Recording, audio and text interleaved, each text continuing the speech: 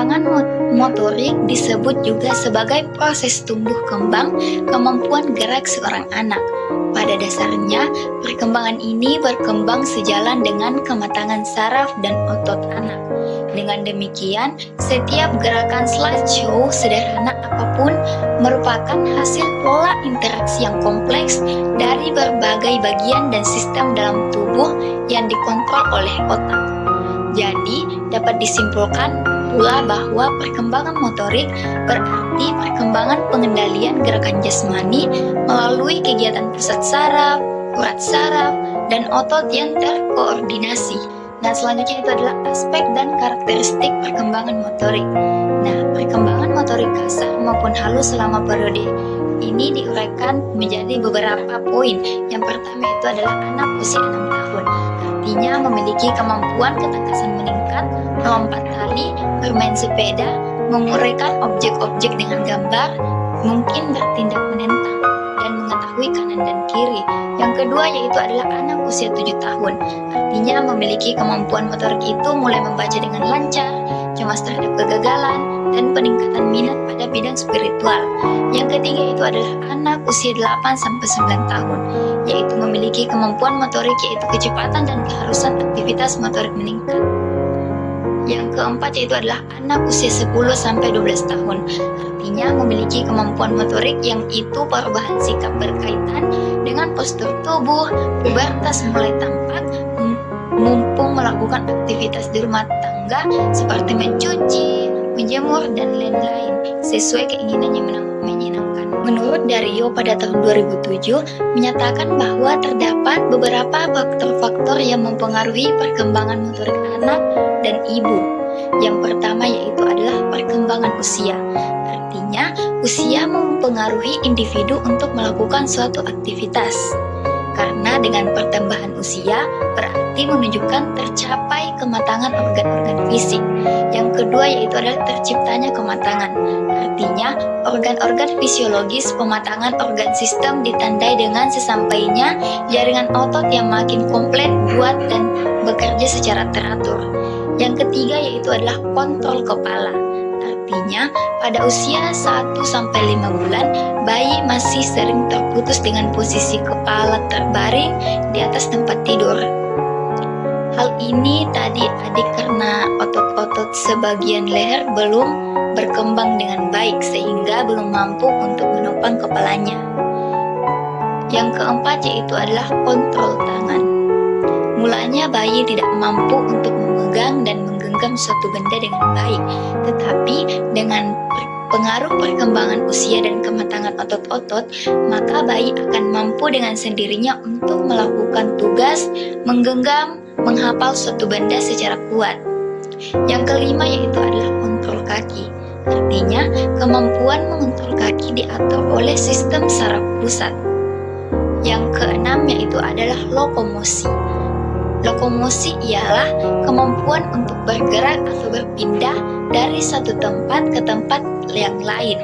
Kemampuan ini berkembang sejalan dengan bertambahnya usia dan tercapainya kematangan organ-organ fisik. Nah, perkembangan sosial emosional adalah proses belajar anak dalam memahami dan menyesuaikan diri dengan situasi dan emosi saat berinteraksi dengan orang lain. Perkembangan ini terjadi sejak lahir, tetapi paling pesat terjadi pada 5 tahun pertama kehidupan anak. Di bagian kedua yaitu prinsip-prinsip perkembangan sosio-emosional. Di bagian A yaitu sosio-emosional anak. Prinsip tersebut diuraikan sebagai berikut. Aspek perkembangan pada anak saling terkait. Perkembangan dalam satu aspek dapat membatasi, memudahkan atau melancarkan perkembangan kemampuan yang lainnya. Contoh, keterampilan bahasa anak akan mempengaruhi kemampuan dalam melakukan hubungan sosial. Di bagian B yaitu perkembangan terjadi dalam urutan yang relatif, teratur urutan pertumbuhan dan perubahan yang terjadi pada anak dapat diprediksi. Di bagian C yaitu perkembangan keberlangsungan secara bervariasi tiap anak. Memiliki variasi perkembangan yang berbeda dibandingkan dengan anak lain. Setiap anak adalah pribadi yang unik dalam temperamen, gaya belajar, serta latar anak mempunyai keunggulan, kebutuhan dan minat yang berbeda-beda. Di bagian D yaitu pengalaman awal anak sangat berpengaruh terhadap perkembangan anak. Pengalaman awal baik positif maupun negatif bersifat komutatif yang berarti jika pengalaman tersebut sewaktu-waktu maka pengaruhnya terhadap perkembangan anak kecil. Tetapi jika perkembangan positif dan negatif sering terjadi maka pengaruhnya akan kuat.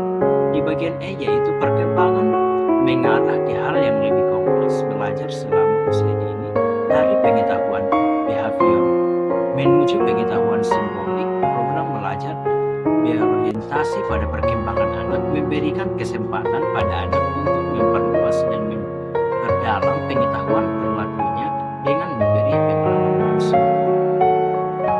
Saya akan melanjutkan tentang prinsip-prinsip perkembangan sosial emosional. Yang ke-F itu perkembangan anak dipengaruhi oleh berbagai konteks sosial budaya, keluarga, latar belakang, pendidikan, dan lain sebagainya mempunyai dampak perkembangan anak. PG, anak-anak adalah pelajar yang aktif, pengalaman anak diperoleh dan fisik dan sosial yang secara kultural diterjemahkan untuk membangun pengetahuannya tentang lingkungan dan sekitarnya.